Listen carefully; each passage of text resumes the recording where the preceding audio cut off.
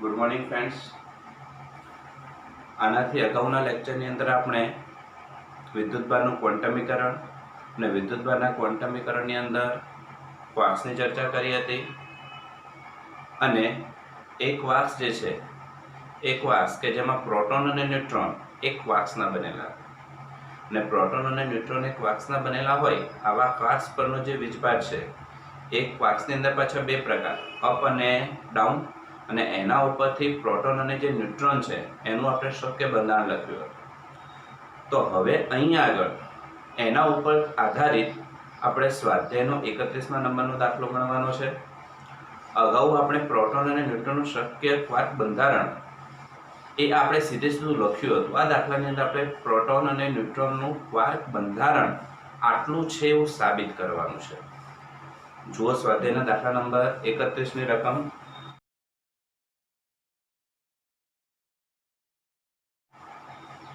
ચલો 31ની રકમ તમે જોઈ લીધી હશે. સ્વાધ્યાય દાખલા નંબર 31. તો હવે આ જે દાખલો છે આ દાખલાની અંદર આપણને એ જ કીધેલું છે કે પ્રોટોન અને જે ન્યુટ્રોન છે એ પ્રોટોન અને ન્યુટ્રોન જે ક્વાર્ક્સના બનેલા છે. ક્વાર્ક્સ જે છે આ ક્વાર્ક્સ અને ઇલેક્ટ્રોન્સ ભેગા મળી અને સામાન્ય દ્રવ્યની રચના કરે છે. તો હવે એના ઉપરથી આ પ્રોટોન અને ન્યુટ્રોનનું શક્ય ક્વાર્ક બંધારણ કેટલું છે એ આપણે શોધવું છે. અને રકમની અંદર તમે ધ્યાનથી વાંચી હશે તો એમાં આપણને કીધેલું છે કે આ પ્રોટોન અને ન્યુટ્રોન એ દરેક 3 ક્વાર્ક્સના બનેલા છે. કેટલા ક્વાર્ક્સના બનેલા છે? 3 ક્વાર્ક્સના બનેલા છે. જે આપણે અગાઉ થિયરીમાં પણ કીધું હતું કે પ્રોટોન અને ન્યુટ્રોન જે ક્વાર્ક્સના બનેલા છે. ક્વાર્ક્સ એકલો ક્યારેય જોવા મળતો નથી. ક્વાર્ક્સ હંમેશા ઝુમખામાં જ જોવા મળે છે, અને એક ઝુમખાની અંદર કેટલા ક્વાર્ક્સ હોય છે? 3 ક્વાર્ક્સ હોય છે. તો હવે એના ઉપરથી આપણે અહીં આગળ એનું બંધારણ શોધીએ. તો સૌથી પહેલા નંબરમાં આપણે અપ ક્વાર્ક્સ પરનો વીજભાર જાણીએ છીએ, અને અપ ક્વાર્ક્સ પરનો વીજભાર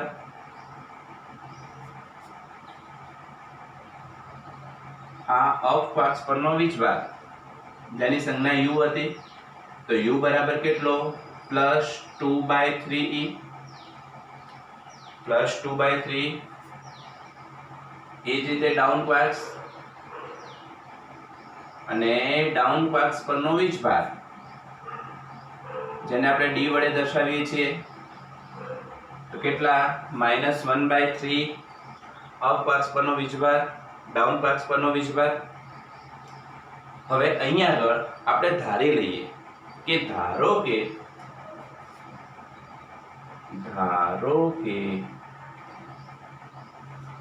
પ્રોટોન અને ન્યુટ્રોન બંનેમાં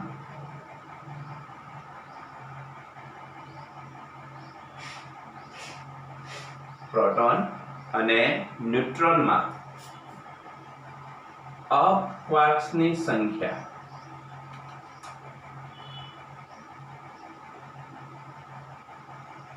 x છે.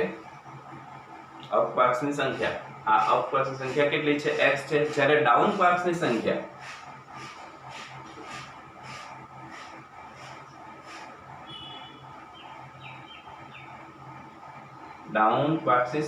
હું ધારી લઉં y. કેટલી ધારી લઈએ? y. ચલો અગાઉ રકમની અંદર જે આપણને આપેલું છે જ તમે ધ્યાનથી રકમ વાંચી હશે. તો કે આ પ્રોટોન અને ન્યુટ્રોન એ દરેક કેટલા ક્વાર્ક્સના બનેલા છે? 3. તો અપ ક્વાર્ક્સની સંખ્યા વત્તા ડાઉન ક્વાર્ક્સની સંખ્યા બરાબર ટોટલ કેટલા? 3. જો હું આમાંથી y ને કરતા બનાવી દઉં તો y બરાબર કેટલા થઈ જશે? 3 - x થઈ જશે. તો ડાઉન ક્વાર્ક્સની સંખ્યા કેટલી? y બરાબર કેટલા લખી શકીએ? 3 - x. y બરાબર કેટલા? 3 - x. તો અપ ક્વાર્ક્સની સંખ્યા x, ડાઉન ક્વાર્ક્સની સંખ્યા y બરાબર કેટલા? તો કે 3 - x. ચલો હવે એક અપ ક્વાર્ક્સ, આ એક અપ ક્વાર્ક્સ પરનો વીજભાર આપણે u વડે દર્શાવીએ તો મારી પાસે કેટલા ક્વાર્ક્સ છે? તો કે x જેટલા. તો એક અપ ક્વાર્ક્સ પરનો વીજભાર જેને હું u વડે દર્શાવી દઉં, એક અપ ક્વાર્ક્સ પરનો વીજભાર u. તો એવા કેટલા છે? x. તો x ઉપરનો વીજભાર કેટલો? તો કે u * x. એક પરનો વીજભાર u તો x પરનો u into x, ચલો એ જ રીતે ડાઉન, ચલો એક ડાઉન ક્વાર્ક્સ પરનો વીજભાર d, ચલો એક ડાઉન ક્વાર્ક્સ પરનો વીજભાર d, તો એવા મારી પાસે કેટલા છે 3 - x, તો 3 - x into d, એક પરનો d, તો આટલી સંખ્યા પર આટલો, તો મને અપ ક્વાર્ક્સ પરનો વીજભાર મળી ગયો, ડાઉન ક્વાર્ક્સ પરનો વીજભાર મળી ગયો। તો હવે એના ઉપરથી હવે આપણે દાખલો ગણવાની શરૂઆત કરીએ। નંબર 1, સૌથી પહેલા હું પ્રોટોન પરનો શક્ય ક્વાર્ક બંધારણ શોધું, અને પ્રોટોન પરનું શક્ય ક્વાર્ક બંધારણ, પ્રોટોનનું શક્ય ક્વાર્ક બંધારણ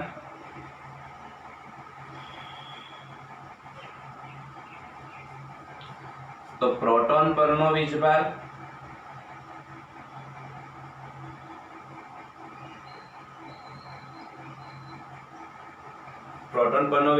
પણ પ્રોટોન શેનો બનેલો છે તો કે ક્વાર્ક્સના કેટલા પ્રકાર, બે અપ અને ડાઉન, તો પ્રોટોન પરનો ટોટલ વીજભાર કેટલો તો કે અપ ક્વાર્ક્સ પરનો વીજભાર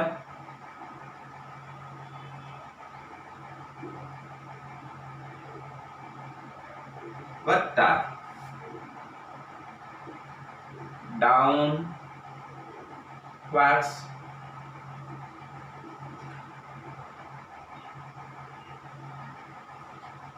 તો પ્રોટોન પરનો વીજભાર અપ ક્વાર્ક્સ પરનો વીજભાર પ્લસ ડાઉન ક્વાર્ક્સ પરનો વીજભાર, ચલો પ્રોટોન પરનો વીજભાર જાણીએ છીએ પ્લસ e, અપ ક્વાર્ક્સ શોધેલો છે u into x,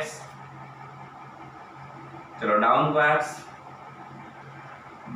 પરનો વીજભાર 3 - x into d, ચલો e બરાબર u બરાબર કેટલા +2/3e, +2/3e, चलो d बराबर -1/3e, तो सादरूप આપીએ આ e અને આ e કેન્સલ, અહીંયા વધશે 1, અહીંયાથી જતા રહ્યા 2x/3, ચલો આ પ્લસ આનો આની સાથે ગુણાકાર કરો,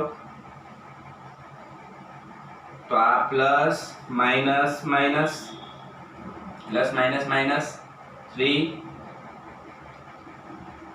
3 into 1/3 e જતા રહ્યા, ચલો આ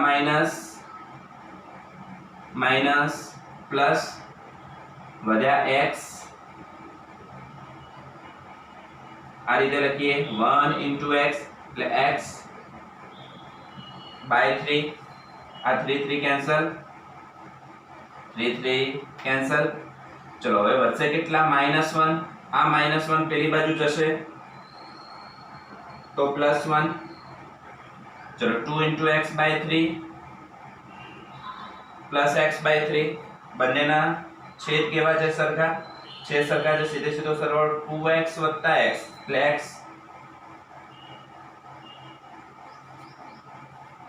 2x + x એટલે 3x, 3x/3 3 કેન્સલ, તો x બરાબર કેટલા મળ્યા, x બરાબર 1 + 1 2, પણ x એટલે જુઓ કોણ છે, x એટલે અપ ક્વાર્ક્સની સંખ્યા, તો આમ મને અપ ક્વાર્ક્સની સંખ્યા કેટલી મળી 2 મળી, તો અપ ક્વાર્ક્સની સંખ્યા 2, ચલો ડાઉન ક્વાર્ક્સની સંખ્યા, ડાઉન ક્વાર્ક્સની સંખ્યા, ચલો મિત્રો ડાઉન ક્વાર્ક્સની સંખ્યા ધારી હતી y, પણ y બરાબર કેટલા 3 - x, 3 - x, x કેટલા 2, 3 - 2 1, તો આમ મને x કેટલા મળ્યા 2, એટલે અપ ક્વાર્ક્સની સંખ્યા 2, જ્યારે ડાઉન ક્વાર્ક્સની સંખ્યા કેટલી મળી 1, તો પછી બંધારણ લખાવો, તો આમ પ્રોટોનનું શક્ય ક્વાર્ક બંધારણ અપ ક્વાર્ક કેટલા 2 યુ યુ ડાઉન ક્વાર્ક કેટલો 1 તો કે ડી તો આમ અપ ક્વાર્કનું બંધારણ યુ યુ ડી કેટલું થશે you U D 2 up quark 1 down quark તો આમ પ્રોટોનનું શક્ય ક્વાર્ક બંધારણ આપણને આટલું મળ્યું ચલો એ જ રીતે હવે જે રીતે પ્રોટોનનું શોધ્યું છે એ જ રીતે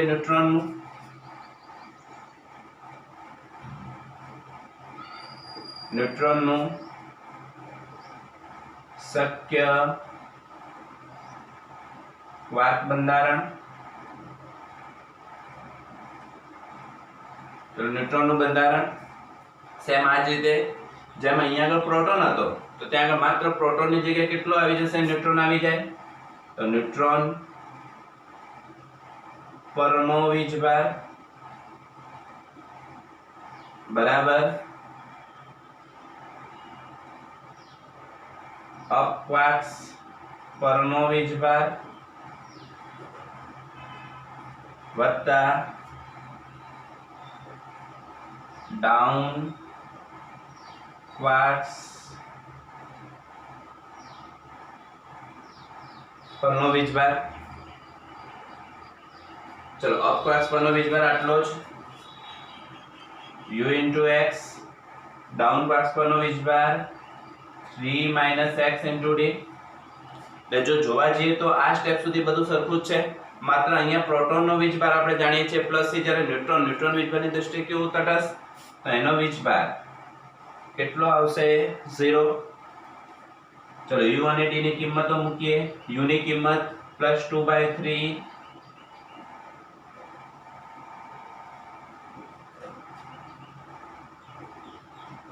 d ની કિંમત -1/3 અહીંયા x ચલો અહીંયા થશે 2/3 e * x 2/3 e * x plus આ પ્લસ માઈનસ માઈનસ 3 * 1/3e ચલો એ રીતે આ minus minus minus minus plus 1/3 ex ચલો આ 3 કેન્સલ 3 કેન્સલ ચલો આ માઈનસ e છે માઈનસ e પેલી બાજુ જશે પ્લસ e આ માઈનસ e પેલી બાજુ જશે પ્લસ e ચલો આનું સાદુરૂપ આપો પહેલું અને છેલ્લું સ્ટેપ 2/3ex 1/3x છે સરખો છે સરવાળો 2 + 1 3 3ex / 3 ચલો 3 કેન્સલ e કેન્સલ તો વધશે કેટલા 1 તો x બરાબર કેટલા મળ્યા 1 અને x બરાબર 1 એટલે કે ન્યુટ્રોન જે છે ન્યુટ્રોનમાં અપક્વાર્ક્સની સંખ્યા ન્યુટ્રોનમાં અપક્વાર્ક્સની સંખ્યા મને કેટલી મળી 1 મળી ચલો અપક્વાર્ક્સની સંખ્યા 1 તો ડાઉન ક્વાર્ક્સની સંખ્યા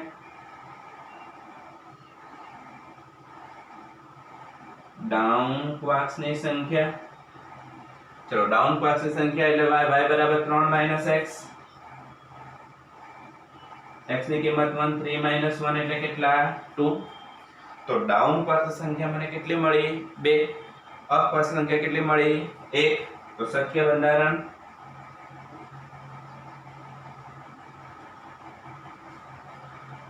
x 1 છે એટલે એક જ u આવશે જ્યારે ડાઉન 2 છે માટે 2d આવશે માટે જે ન્યુટ્રોન છે આ ન્યુટ્રોનનું શક્ય બંધારણ કેટલું થઈ જશે મિત્રો udd 1 અપ 2 ડાઉન udd જ્યારે પ્રોટોનનું બંધારણ કેટલું થશે uud થશે આટલા સુધીની જે મેથડ છે એ મેથડ સરખી છે શરૂઆતમાં વીજભાર જાણીએ છીએ ધારી લેવાનું પ્રોટોન અને ન્યુટ્રોન એમાં અપ ક્વાર્ક સંખ્યા x ડાઉન ક્વાર્ક સંખ્યા y બરાબર કેટલા તો કે પ્રોટોન અને ન્યુટ્રોન એ ટોટલ કેટલા ક્વાર્ક્સના બનેલા છે 3 માટે x + y બરાબર 3 y ને કરતા બનાવી તો 3 - x ચલો 1 અપક્વાસ પરનો વીજભાર u, તો એવા મારી પાસે કેટલા છે x, તો x ઉપર આટલો વીજભાર. ચલો એ જ રીતે એક ડાઉન પરનો વીજભાર માટે 3 - x, એના પરનો વીજભાર આટલો થઈ જશે. અને પછી પ્રોટોન શેનો બનેલો છે? તો ક્વાર્ક્સનો. ક્વાર્ક્સ કોનો? તો કે અપ અને ડાઉન, માટે પ્રોટોન પરનો વીજભાર બરાબર અપ ક્વાર્ક્સનો વીજભાર પ્લસ ડાઉન ક્વાર્ક્સ પરનો વીજભાર. એ જ રીતે અહીંયા પ્રોટોનની જગ્યાએ ન્યુટ્રોન આવી જશે. પછી તો માત્ર સાદુરૂપ છે.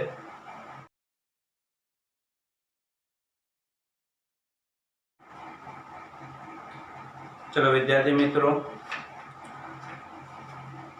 તમે સ્વાધ્યાયના દાખલા નંબર 11 ની રકમ વાંચી લીધી હશે. સ્વાધ્યાય દાખલા નંબર 11. ચલો સ્વાધ્યાય દાખલા નંબર 11. તો સ્વાધ્યાયનો 11મા નંબરનો જે દાખલો છે, આ જે દાખલો છે એ દાખલો અગાઉ આપણે જે ઘર્ષણની જે રીત ભણી ચૂક્યા છીએ એના ઉપર આધારિત છે. સ્વાધ્યાય દાખલા નંબર 11 રકમ બરાબર તમે ધ્યાનથી વાંચી હશે. ઊન સાથે ઘસેલા એક પોલિથીનના ટુકડા પર 3 × 10⁻⁷ કુલમ જેટલો વિદ્યુતભાર છે. સ્થાનાંતરિત થયેલા ઇલેક્ટ્રોનની સંખ્યા શોધો. તેઓ શાના પર સ્થાનાંતરિત થયા છે અને ઊનથી પોલિથીન તરફ દળનું સ્થાનાંતર થયેલ છે. આપણને પ્રશ્ન પૂછ્યો છે. તો સૌથી પહેલા નંબરમાં અહીંયા આગળ ઊન સાથે પોલિથીનની ઘર્ષણની પ્રક્રિયા કરવામાં આવી છે. અને એ વખતે પોલિથીનનો જે ટુકડો છે, આ પોલિથીનનો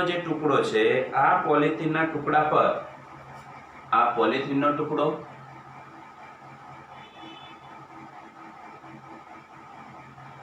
પોલિથીનના ટુકડા ઉપર 3 × 10⁻⁷ કુલમ 3 × 10⁻⁷ કુલમ જેટલો ઋણ વીજભાર છે. માટે q બરાબર કેટલા? -3 × 10⁻⁷ કુલમ. તો હવે અહીં આગળ આની ઊન સાથે પ્રક્રિયા કરાવવામાં આવી છે, આ ઊન. અને જો પોલિથીન ઋણ વીજભારિત હશે તો ઊન જે છે એ ઊન કેવું હશે? ધન વીજભારિત હશે. તો સ્વાભાવિક છે કે ઊન ઉપરથી ઇલેક્ટ્રોન્સ પોલિથીન ઉપર શું થયા હશે?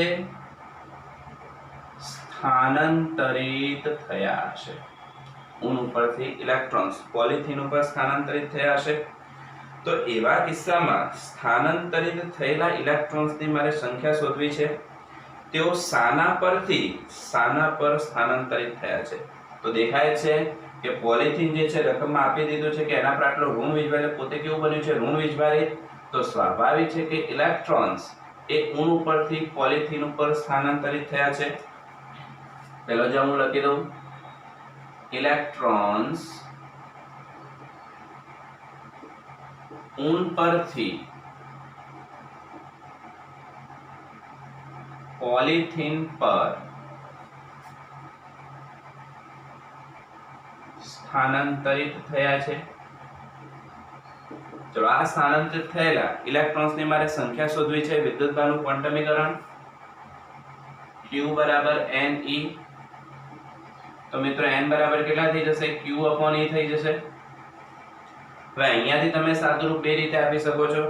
જો અહીંયા આગળ તમે q એટલે વીજભાર, આના પરનો જે વીજભાર છે એ જો તમે -3 × 10⁻⁷ લો છો, -3 × 10⁻⁷ લો છો. જો તમે આ વીજભાર માઇનસ લો તો નીચે ઇલેક્ટ્રોનનું જે વીજભાર છે, આ ઇલેક્ટ્રોનનો વીજભાર પણ કેવો લેવાનો? માઇનસ લેવાનો. જો તમે અહીંયા આનું મૂલ્ય લો છો, જો તમે આનું મૂલ્ય લેતા હો તો ઇલેક્ટ્રોનના વીજભારનું પણ શું લેવાનું? મૂલ્ય લેવાનું. ટૂંકમાં માઇનસ તો માઇનસ, પ્લસ તો પ્લસ. અને આ રીતે તમે આનું સાદુરૂપ આપો તો n બરાબર q/e. એના ઉપરથી આ તમને જે સંખ્યા છે, આ સંખ્યા એ તમે સાદુરૂપ આપશો તો તમને મળશે 1.875 × 10⁻12 ઇલેક્ટ્રોન્સ. 1.875 × 10⁻12 ઇલેક્ટ્રોન્સ. અને 1.8 છે એટલે 2 લખી શકાય, માટે 2 ગુણ્યા 10 ની ઘાતમાં 12 ઇલેક્ટ્રોન્સ. તો પહેલો જવાબ આપણને મળી ગયો કે અહીંયા ઊન ઉપરથી પોલિથીન ઉપરની ઘર્ષણની જે પ્રક્રિયા છે, ઘર્ષણની પ્રક્રિયા દરમિયાન પોલિથીન જે છે, પોલિથીન ઉપર ઇલેક્ટ્રોન્સ આવે છે. કેટલા આવે છે? તો કે 2 ગુણ્યા 10 ની ઘાતમાં 12 ઇલેક્ટ્રોન્સ આવે છે. ચલો બીજા નંબરની અંદર આપણે શોધવાનું કીધું છે ઊનથી પોલિથીન તરફ, આ ઊનથી પોલિથીન તરફ દળનું સ્થાનાંતર થયેલ છે. જવાબ શું આવશે? હા, અગાઉ આપણે થિયરીમાં ભણી ચૂક્યા છીએ કે જ્યારે ઊનથી પોલિથીન તરફ ઇલેક્ટ્રોન જાય છે અને ઇલેક્ટ્રોન જશે તો સ્વાભાવિક છે કે ઇલેક્ટ્રોન પોતે દળ ધરાવે છે. તો જ્યારે એક ઇલેક્ટ્રોન અહીંયા આગળ આવશે ત્યારે આના દળમાં એક ઇલેક્ટ્રોનના દળનો શું થશે? વધારો. બીજો આવશે તો બીજો, ત્રીજો આવશે તો ત્રીજો, ચોથો આવશે તો ચોથો. ટૂંકમાં પોલિથીન જે છે એ પોલિથીનના દળમાં શું થશે? વધારો થશે. પોલિથીનના દળમાં વધારો થશે તો ઊનના દળમાં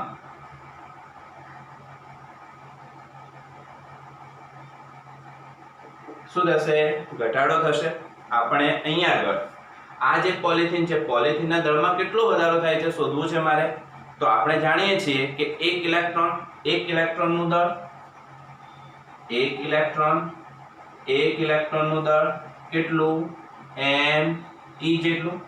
ચલો એક ઇલેક્ટ્રોનનું દળ me, તો એવા કેટલા ઇલેક્ટ્રોન્સ આવ્યા છે?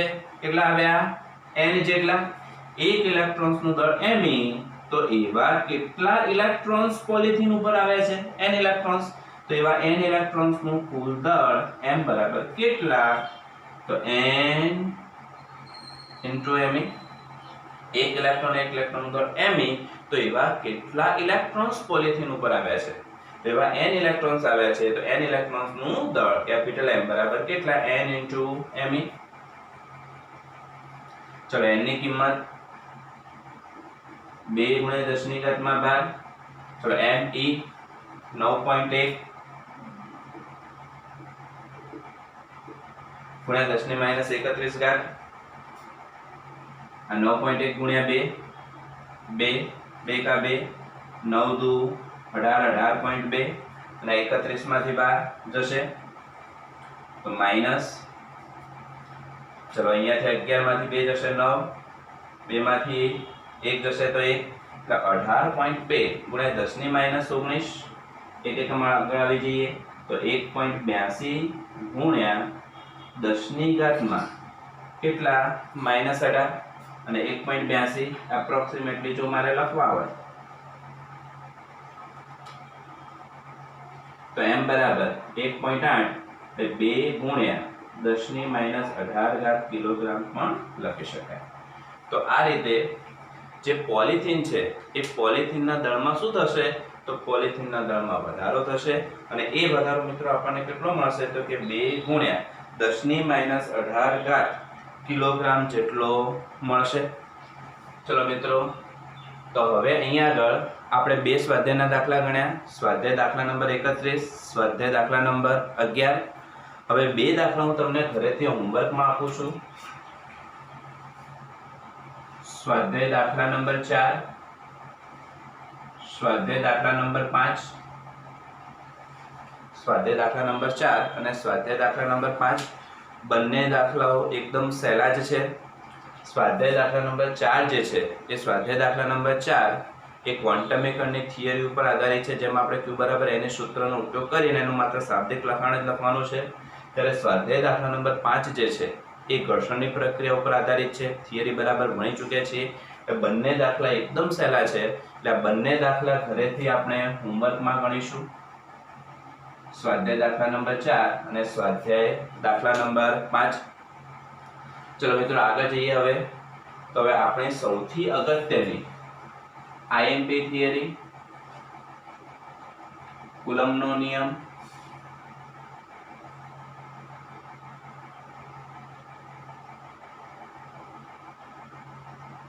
કુલમ્બનો નિયમ અને કુલમ્બનો જે નિયમ છે એ કુલમ્બનો નિયમ પણ પાછો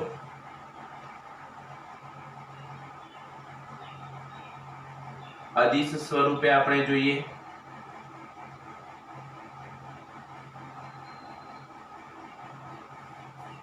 પરીક્ષા માટે બહુ જ અગત્યની થિયરી કુલમનો નિયમ અને કુલમના નિયમની અંદર પણ પાછા બે પ્રકાર છે, એક અદિશ સ્વરૂપ અને બીજું સદિશ સ્વરૂપ. તો અત્યારે આપણે અદિશ સ્વરૂપ જોઈએ છીએ. તો કુલમનો જે નિયમ છે આ કુલમનો નિયમ આપનાર જે વૈજ્ઞાનિક છે એ વૈજ્ઞાનિક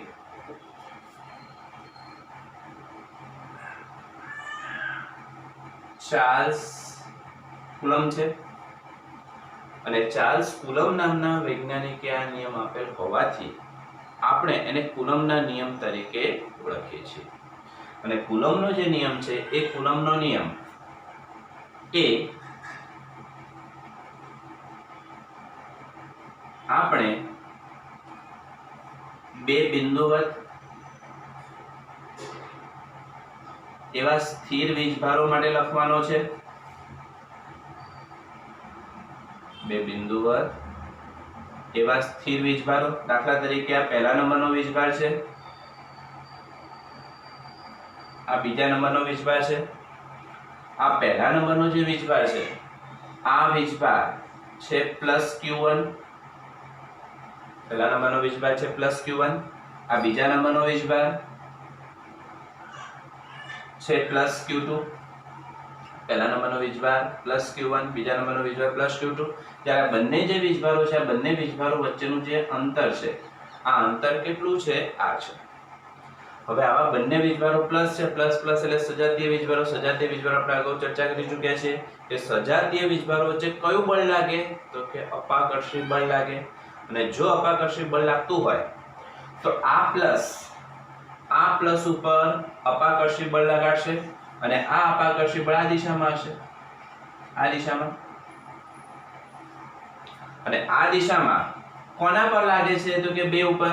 ધોરણ 11 તો 2 પર કોના વડે? તો કે 1 વડે. તો 2 પર 1 વડે લાગતું બળ, 2 પર 1 વડે લાગતું બળ સદિશ F21.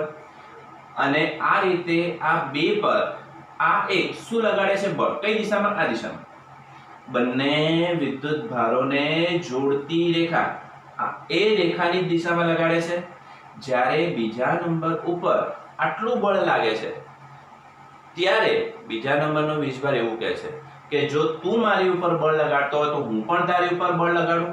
એટલે કે 2 પણ 1 પર બળ લગાડે અને 2 પણ 1 પર જો બળ લગાડે તો આ 1 પર 2 વડે લાગતું બળ સદિશ F12.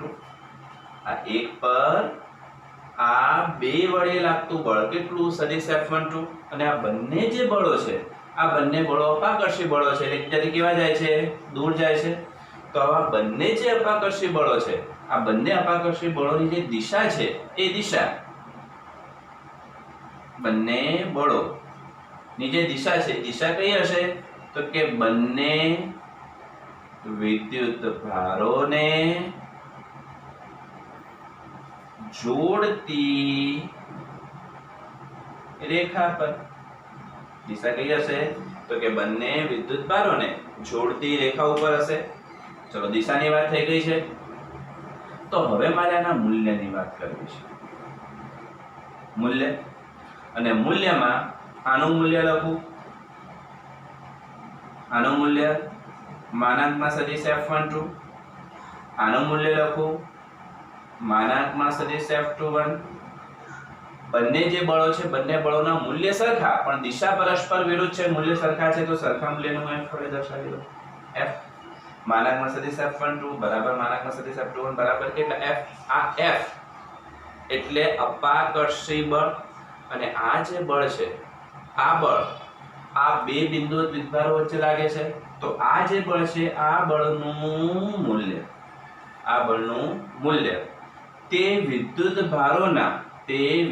ભારોના માનના ગુણાકારના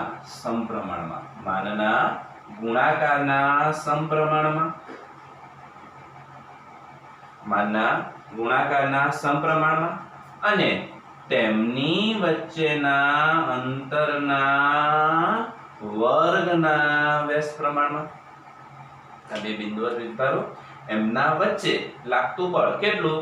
તો કે તે બે જે વીજભારો છે એ વીજભારોના માનના ગુણાકારના સમપ્રમાણમાં અને તેમની વચ્ચેના અંતરના વર્ગના પણ કેવા પ્રમાણમાં છે? વ્યસ્ત પ્રમાણમાં છે.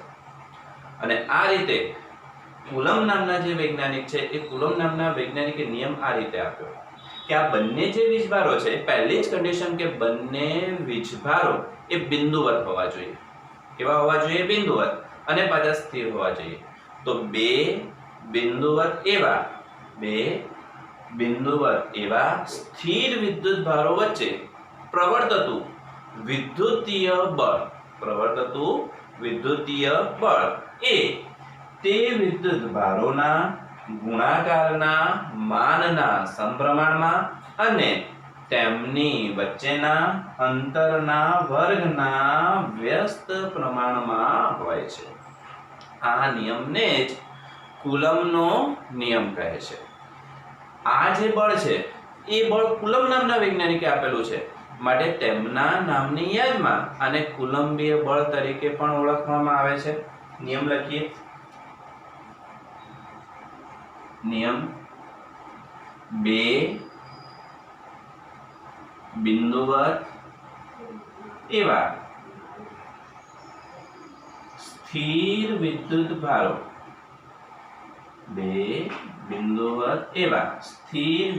ભારો વચ્ચે ઉદ્ભવતું વિદ્યુતીય બળ. પણ આ બળ કોને આપ્યું? કુલંબે. માટે આપણે એને કુલંબીય બળ પણ કહીશું. કુલંબીય બળ. આ વિદ્યુતીય બળનું માન એ વિદ્યુત ભારોના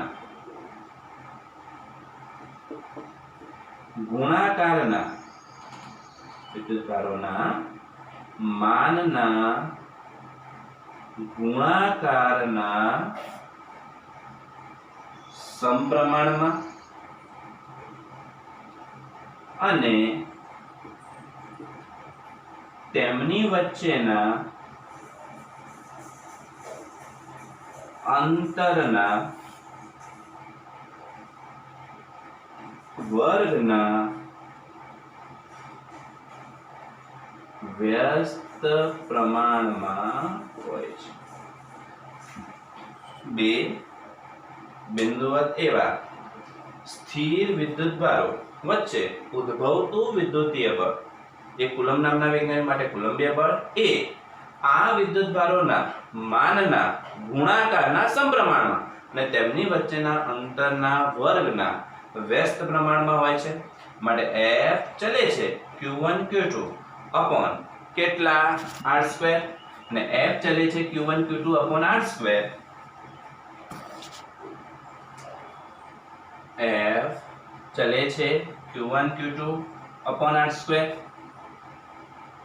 F ચલે છે Q1 Q2 upon r2.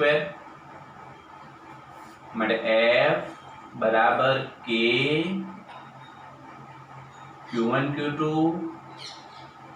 Upon r2. સમીકરણ નંબર 1. F બરાબર કેટલા? K Q1 Q2 upon r2. ચલે છે દૂર કરીએ એટલે કોઈક અચળાંક, અને આ જે અચળાંક છે એ અચળાંક આપણે કયો મૂકીએ છીએ? ધ્યાનથી જોજો મિત્રો. સ્મોલ k છે. કેટલો છે? Small k. પરીક્ષાની અંદર જ્યારે આપણે લખીએ છીએ ત્યારે નાની નાની બાબતો ધ્યાનમાં રાખતા નથી અને પછી આપણે કહીએ છીએ કે સાહેબ મેં આખી થિયરી બરાબર લખી હતી પણ માર્ક્સ ન મળ્યા, આટલા માર્ક્સ કપાઈ ગયા. તો એ કપાવાનું કારણ આ પણ હોઈ શકે છે મિત્રો કે અહીંયા આગળ જ્યારે પણ આવા અચળાંકો જ્યારે આપણે કોઈ સંજ્ઞા સ્વરૂપે લખતા હોઈએ છીએ, જ્યારે જે સ્વરૂપમાં છે એ સ્વરૂપમાં લખવાનું છે. આ જે થિયરી છે જેની અંદર સ્મોલ k પણ આવશે અને કેપિટલ k પણ આવશે, એટલે કઈ જગ્યાએ સ્મોલ k આવે છે, કઈ જગ્યાએ કેપિટલ k આવે છે, બરાબર ધ્યાનથી આપણે એને સમજવું પડશે અને એના ઉપરથી આપણે એને લખવું પડશે. અત્યારે આ જે k છે, જ્યાં આ સ્મોલ k એ કુલમ નામના વૈજ્ઞાનિકે આપેલ થિયરી પરથી મળે છે, માટે એને આપણે કુલંબીય અચળાંક કહીશું. માટે સ્મોલ k આ સ્મોલ કે બરાબર કુલંબીય અચળાંક, અને આમાંથી હું જોઉં સ્મોલ કે ને કરતા બનાવી દઉં તો સ્મોલ કે ને કરતા બનાવું તો r² સામે જશે, માટે f * r² ભાગ્યા q1 * q2, f * r² ભાગ્યા q1 * કેટલા q2. ચલો મિત્રો સ્મોલ કે એટલે કુલંબીય અચળાંક, અને આ જે કુલંબીય અચળાંક છે આ કુલંબીય અચળાંકનો હું એકમ લખી દઉં, એકમ, અને એકમની અંદર પણ કયો એકમ SI એકમ લખું છું. કયો એકમ SI એકમ. તો F એટલે બળનો એકમ ન્યૂટન, R એટલે અંતરનો એકમ મીટર સ્ક્વેર, ભાગ્યા Q1 એટલે વીજભારનો એકમ કુલમ, કુલમ * કુલમ એટલે કુલમ સ્ક્વેર. તો આનો એકમ થઈ જશે SI એકમ ન્યૂટન * મીટર સ્ક્વેર ભાગ્યા coulomb square, newton * metre square ભાગ્યા કુલમ સ્ક્વેર. ચલો ન્યૂટન * મીટર સ્ક્વેર ભાગ્યા કુલમ સ્ક્વેર, આના પરથી આનું પારિમાણિક સૂત્ર લખીએ.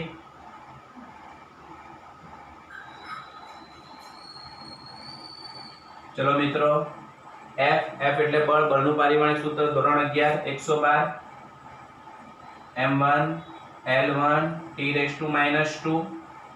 ચલો R એટલે અંતર, L⁻², Q1 એટલે વીજભારને Q વડે દર્શાવીએ, એની કેટલી ઘાત છે 2, માટે Q2.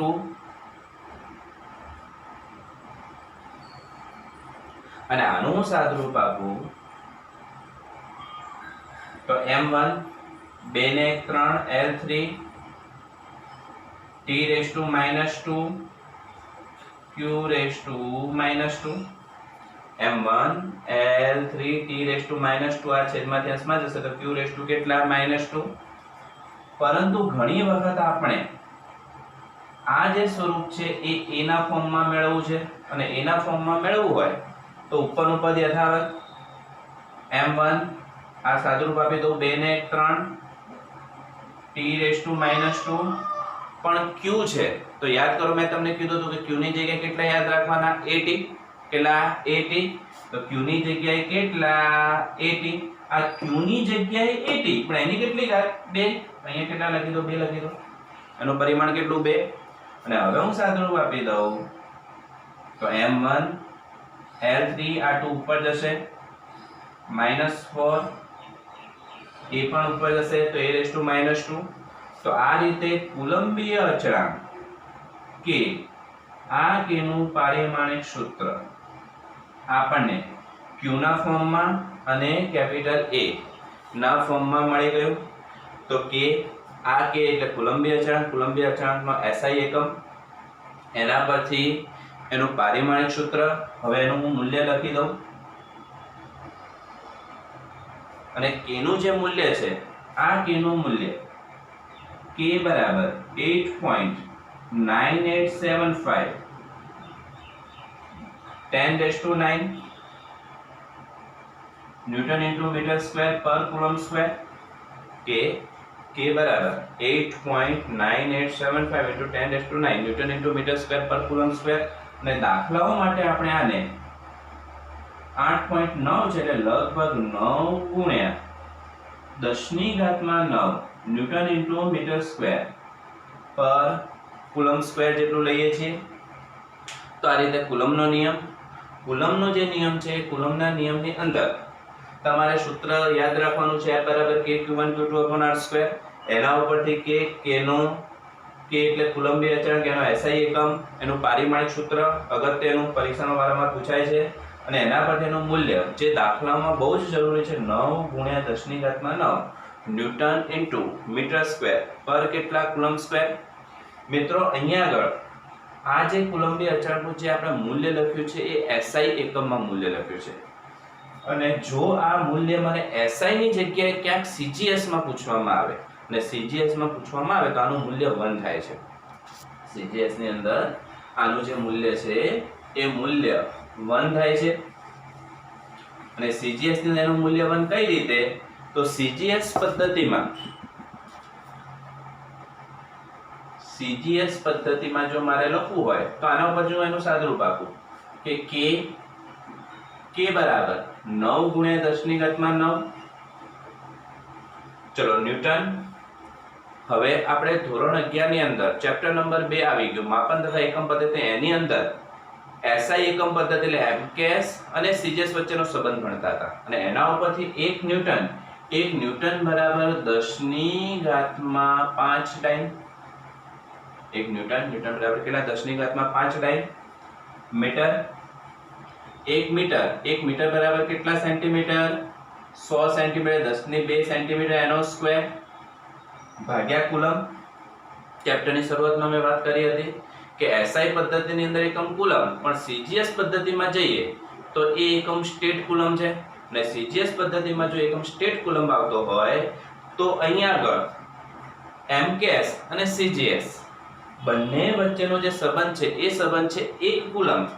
1 કુલમ બરાબર 3×10⁹ સ્ટેટ કુલમ, અને 1 કુલમ બરાબર 3×10⁹ સ્ટેટ કુલમ. તો 1 કુલમની જગ્યાએ તમે આટલા લખી શકો, 3×10⁹ સ્ટેટ કુલમ. હવે આના પરથી તમે સાદુરૂપ આપો. આ એનો સ્ક્વેર છે તો એ આનો પણ આખાનો શું થઈ જશે મિત્રો? સ્ક્વેર. ચલો 9×10⁹ આ 10⁵ છે, આ 2 નો વર્ગ 4, તો આ 5, 5 ને 4 આ પણ 9 થઈ જશે, છેદમાં 3 નો વર્ગ 9, 9 દુ 18, તો આ 9 9 કેન્સલ, 9 ને 9 18, આ પણ કેન્સલ. તો આમ સીજીએસ પદ્ધતિની અંદર એનું મૂલ્ય કેટલું થશે? 1 ડાઇન ઇન્ટુ સેન્ટીમીટર સ્ક્વેર ભાગ્યા સ્ટેટ કુલમ સ્ક્વેર. એસ એટલે સ્ટેટ, સી એટલે કુલમ, સ્ટેટ કુલમ સ્ક્વેર. માટે સ્મોલ કે સીજીએસ પદ્ધતિની અંદર તમારે એનું મૂલ્ય જ ખાલી યાદ રાખવાનું છે, પદ્ધતિ યાદ રાખવાની નથી. માત્ર એનું મૂલ્ય સીજીએસ માં કેટલું? 1. જ્યારે એસઆઈ પદ્ધતિની અંદર જો લખવું હોય તો કેટલું? તો કે 9×10⁹ 9. ઓકે.